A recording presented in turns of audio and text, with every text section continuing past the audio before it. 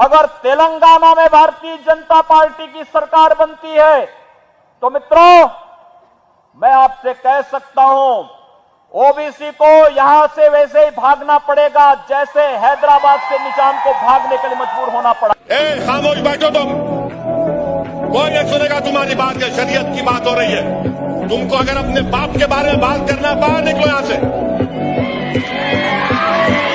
मैं तुम्हारा मोहताज नहीं हूं, ना तुम्हारे सागर का मोहताज हूं। जूती पे रखता हूं सागर को और तुम जैसे गुलामों को।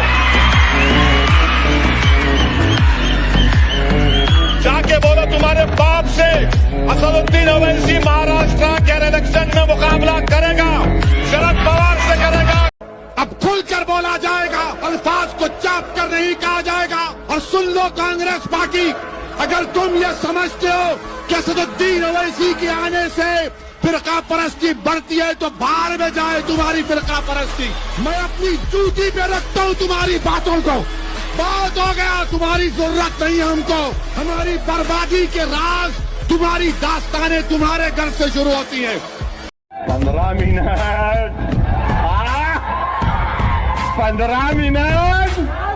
याद आया। 15 मिनट के लिए पुलिस को हटा लो, बता देंगे किसमें हिम्मत है, कौन सा हल है। 15 मिनट हटा लो। माशाल्लाह मोदी साहब, आपको मालूम तो हो गया 6 फुट 2 इंच का हैदराबादी कितना हैंडसम होता है। आप समझ लेते कि खाली आप ही दाढ़ी वाले हैं, हम भी हैं। यूपीओ में लड़ी है वो वैसी, चचा अब चल रही हाल वैसी।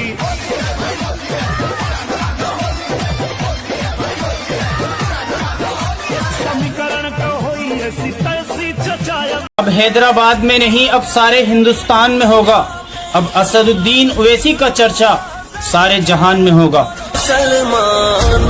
भारत की पार्लियामेंट में 540 एमपी हैं, मजलिस के सिर्फ 2 एमपी हैं, मैं और इम्तियाज जलील। हम दोनों में से अगर कोई एक खड़ा हो जाता है तो 6 मिनट के लिए भाजपा के 300 एमपीओं को मिला के रख देते हैं। आपकी तकलीफ और आपके इंसाफ की बात करते हैं।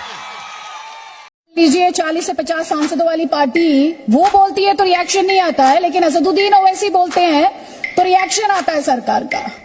और ये भी चाहे हिजाब का मुद्दा हो, लाउडस्पीकर का मुद्दा हो, ज्ञानवापी का मुद्दा हो, बाबरी हो, मुसलमानों के हक की लड़ाई हो, कोई अगर फौरन फायर करता है तो वो असदुद्दीन ओवैसी है।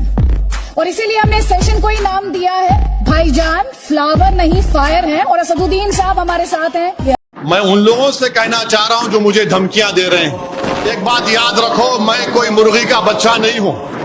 तुम क्या, तुम्हारे बाप भी आ जाएंगे तो सामने ठहरूंगा मैं इंशाअल्लाह ताला। मार देंगे रे, तू मारना चाहे मार ले, मेरा वक्त नहीं है तो नहीं मारूंगा, वक्त है तो बराबर मारूंगा। तुम हमको मारते मारो प्यारे, तुम फना हो जाओगे, हम फना नहीं होंगे इंशाअल्लाह ताला। तुम्हारी नस्लें फना हो जाएंगे, हम फना नहीं होंगे। मेरी जिंदगी अल्लाह लिख दिया है जब मैं अपनी मां के पेट में था। मेरी जिल्लत, मेरी इज्जत, मेरी रिज़्क़, सब चीज अल्लाह लिख चुका है। तुम क्या लोगे मुझसे? अरे याद रखो, दुनिया में रहेंगे तो गाजियों की तरह रहेंगे, या फिर मौत आएगी तो शहादत को पसंद करेंगे, और हशर के मैदान अपने माँ बाप को शर्मिंदा होने नहीं देंगे इंशाअल्लाह। मेरी गाड़ी पर हमला हुआ, बोलो किसका सौदा किया? क्या मैंने अपनी जान का सौदा किया था? क्या मेरे घर में भी बच्चे नहीं हैं? क्या मेरे पास मेरी ज़ईफ मां नहीं है? 24 घंटे के अंदर मैं निकला, मैं जाऊंगा यूपी को। बताओ किस लिए निकला? क्योंकि मुझे मेरी जिम्मेदारी का एहसास है। मुझे मालूम कि अल्लाह ने मुझे मुकाम दिया है, मुझे उसकी जिम्मेदारी को निभाना है।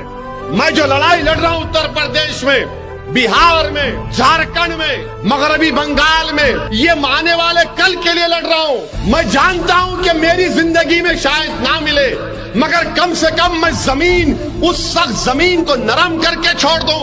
उस जमीन पर जो पहाड़ है उनको उखाड़ कर फेंक दूं। उस जमीन में जो नासूर है उसको निकाल कर फेंक दूं। उस जमीन में जो जहर है उसको निकालूं।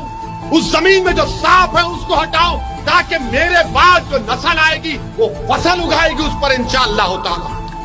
ये मेरी जिंदगी का मजलिस का मकसद।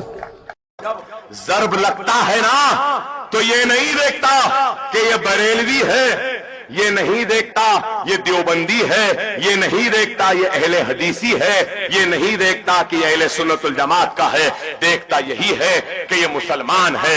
मेरे भाई, खुदा के लिए अपने मसलकी इख्तिलाफ को खत्म करो, मकतबी इख्तिलाफ को खत्म करो, अकायद के इख्तिलाफ को खत्म करो, कलमे की बुनियाद पर एक हो जाओ। यही अकबरुद्दीन ओवैसी तुमसे भीख मांगता है, खैरात मांगता है। मुसलमानों एक हो जाओ, एक हो जाओ, मुसलमानों एक हो जाओ। तुम अगर एक हो जाएंगे तो मेरा वादा है तुम्हारे इत्तेहाद के सामने। मेरा छोटा भाई अकबर मेरे दिल का टुकड़ा है, मेरा भाई, मेरा कलेजा है। बहुत तकालीफ मसाइब उठाया वो अपनी जिंदगी में। 2 दिन तक क्या आपको एक मस्जिद खो चुके हैं, हम एक मस्जिद खो चुके हैं, दूसरी मस्जिद नहीं खोएंगे। आपको इस बात का खौफ है? हम ये नहीं, मैं इस हथकंडों को, दिल फरेब बातों को मानने को तैयार नहीं हूँ। नुकसान मेरा हुआ, किसी का नहीं हुआ। मैं अब 5 एकड़ क्या 5 गज जमीन नहीं लूंगा। पर असद भाई, बाकी सब लोग ये सब नहीं कह रहे हैं, आप ही की जमात के लोग नहीं कह रहे हैं, कोई नहीं दिखाई दे रहा है सामने। अरे भाड़ में जाए, नहीं कहने वाले गूंगे हो चुके हैं, अंधे हो चुके हैं, बहरे हो चुके हैं, गूंगे हो चुके हैं। मैं जिंदा हूं तो जिंदगी का सबूत दे रहा हूं, सच्चाई को बयान करके। मैं जमीर फरोश नहीं हूं, ना कभी बनूंगा इंशाअल्लाह ताला। आतंकवादी कान खोल करके सुन ले, 26 जनवरी को ठीक 11 बजे मैं लाल चौक पहुंचूंगा, बिना सिक्योरिटी आऊंगा, बुलेट प्रूफ जैकेट के बिना आऊंगा, और फैसला लाल चौक में होगा किसने अपनी मां का दूध पिया। खामोश बैठो तुम, कोई नहीं सुनेगा तुम्हारी बात। है शरीयत की बात हो रही है, तुमको अगर अपने बाप के बारे में बात करना, बाहर निकलो यहां से। मैं तुम्हारा मोहताज नहीं हूं, ना तुम्हारे सागर का मोहताज हूं। जूती पे रखता हूं सागर को और तुम जैसे गुलामों को। जाके बोलो तुम्हारे बाप से असदुद्दीन ओवैसी मार